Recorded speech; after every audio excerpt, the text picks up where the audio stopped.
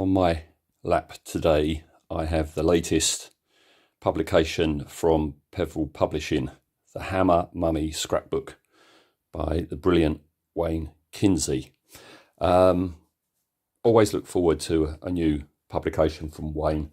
I've got a number of his books. He's doing an exhaustive charting of the history of Hammer films called The House That Hammer Built. And we're 2 volumes in, and the third one will be out spring, I think, and looking forward to that. He also does the Fantastic Films of the Decades books, and they are a brilliant resource. But he does these scrapbooks as well, and this is the latest. I've already got the Frankenstein one, the Vampire one, and the Karnstein one. I don't have the Dracula one because I wasn't aware they existed when the Dracula one came out, and these are always a limited edition, and yeah, you can't find it anywhere, and when you do, on the likes of eBay, it goes for big bucks.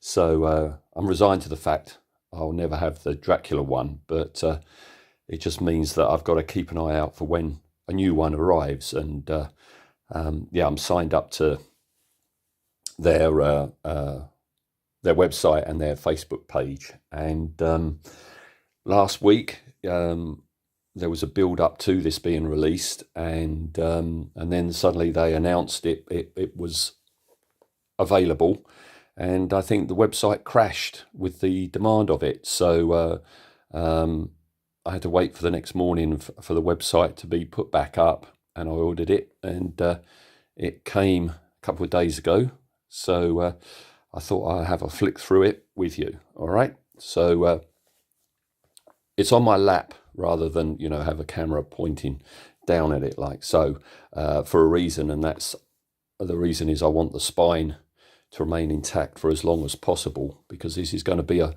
well-read book. All right. So let's start at the beginning. Yeah, Wayne always signs it. And here I am, number 130 of 800. So it's a print run of 800.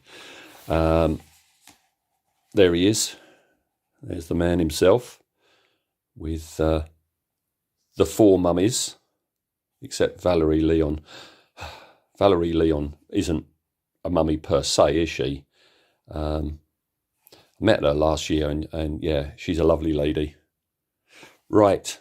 I'm expecting in this book, like all of the books, to have a whole bunch of like rare stills and information. Yeah, this looks like what Wayne does with all his books. There's always background information. So I think this is a thing on real life, mummification. And that's King Tut's discovery. Oh, we got the Universal Mummy films. Okay. And yeah, pink pages then for the mummy. That's something with these books which is really nifty. The pages are colour coded for each film. So the first mummy film then gets pink. Let's have a flick through. Now, yeah, I say I'm going to use this book a lot. We do a Hammer podcast called Hammer Horrors. I'll put the link below. And we've already covered the first mummy film. But, ones we haven't featured so far, this is going to be a really good research tool. That's the end. Oh, you get an awful lot of photos.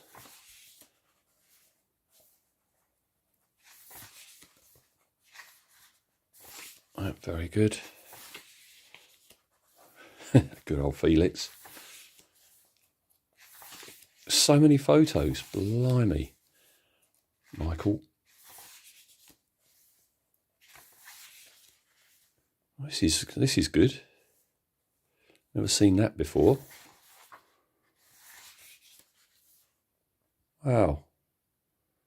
Floor plans for the Shepperton set. Wow, this is in depth. Blimey.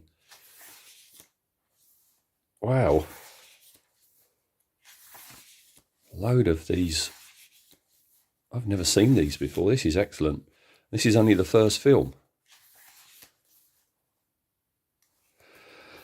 The old swamp there. I wonder if we're going to get a drawing for the pipes that run underneath it that Christopher Lee bashed his shins on. I wonder. Roy Ashton's makeup. This is a new one on me. I've got the Roy Ashton grease paint and gore book, but these images aren't in that. These, oh no, that one is. I don't think that one is. Excellent. Hang on. She's not in the film. She's the snake woman from Two Faces of Dr. Jekyll. I guess she was along for the... I think what's happened is she's along for the premiere, and it's like, here, darling, get your kit off and have some photos taken, and here's a bandage to wrap you up. Blimey. Oh, lovely colour photos. Look at that. Look at the craftsmanship. They didn't have much money, Hammer, but boy, that's old Wayne. So this still exists. You don't own it, do you, Wayne? Lucky dog if you do. That's amazing. I've got to look into this. Perth Museum. Oh, I guess it's now in a museum. They don't think it's a real one, do they? No, Wayne would have put them right. Right, so, oh yeah, that's Gorgo, isn't it? When Gorgo's being taken through the streets of London, you see the mummy playing. All the publicity stuff. Let's pull back a bit.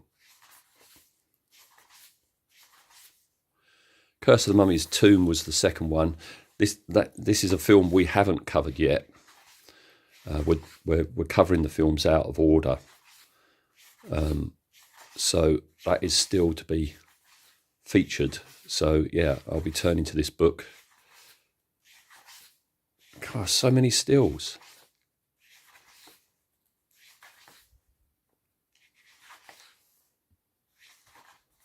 Wow. There's an awful lot of information here. Okay, not an awful lot of text, but the information you're getting, look at all this. Telegrams. Wow, he had access to stuff. Well, orange pages now, should have said. Although you can see that. That's the trailer broken down into photos. Yeah. That's an odd one.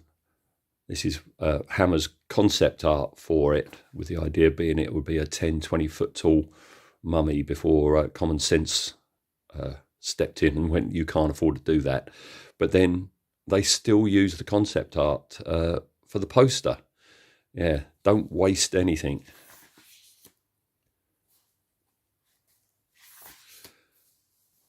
Right, we're going lilac now for the mummy's shroud, which we covered only a couple of weeks ago. So yeah, if you listen to podcasts, you want to know what we thought of it. Again, below here, I'll put a link to our Facebook page, which is a fun place to go to, and from there you can find links to all our different episodes. Here he is, oh Eddie Powell. We were saying about on our show that we found these a bit of a silly distraction, these lines on the face, but then realised that this isn't Roy Ashton, is it? Somebody else did the makeup. He's actually copying a real mummy that's in the British Museum, like a Roman era mummy. Good old Eddie. I think this was a milk marketing board. Yeah, their promotion. So there he is, back when we had bottles of milk. Look at that. Oh, look at him. Maybe that's not milk in those bottles at this point. I love it. Love it. Oh, there you go. That's the actual mummy in the British Museum, and there's those marks. That's the fella. George Partleton. Yes. Michael.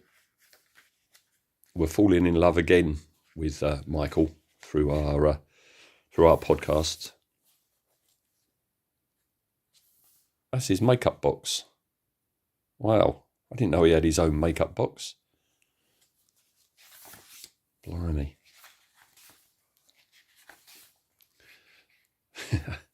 We had a lot of fun discussing the mad old bat, the drooling mad old bat. Oh. We were saying this must be the least convincing pharaoh ever put on celluloid. I mean, did pharaohs really look like that? And did they have their false beards attached with a bit of gold tinsel? Not convincing. Right, we must be near the end. There we are, on location, Gerrard's Cross quarry.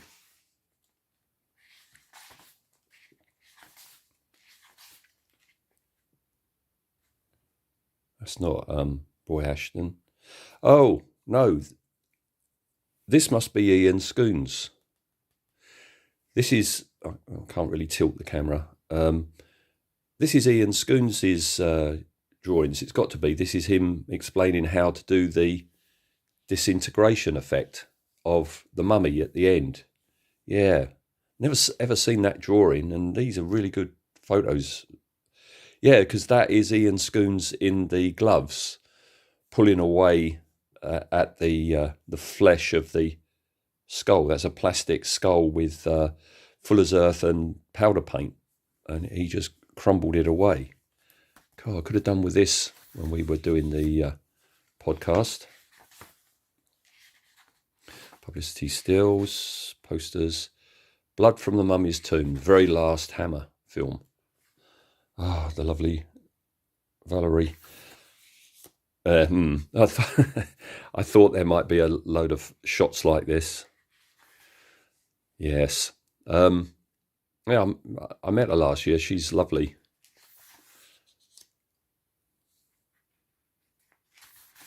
Very good.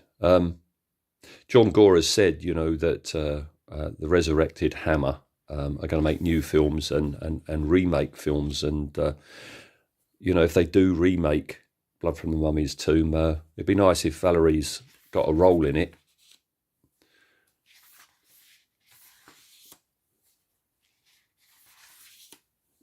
Oh, Seth Holt.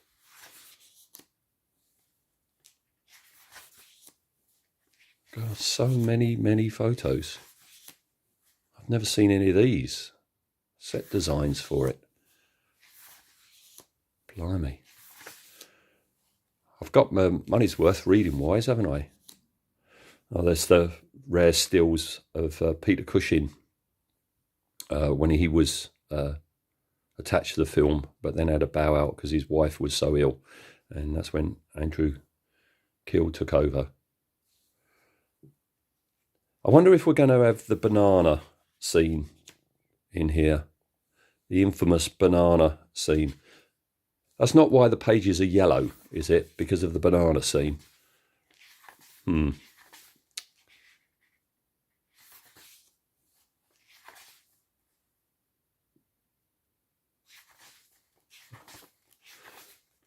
Oh, exhaustive is the word.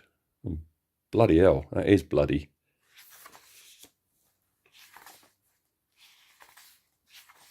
Excellent stuff. I think we're nearly at the end. Yeah, we're nearly at the end. Did you know that you would see a mummy film where the mummy's wearing a negligee? Glad it's Valerie and not Lon Chaney Jr. Yeah, I think we're almost at the end now. That's a great still. Always like that still. but some of these I've never ever seen before. That's the banana scene. He's not teaching her how to swallow a banana, is he? Yeah, no.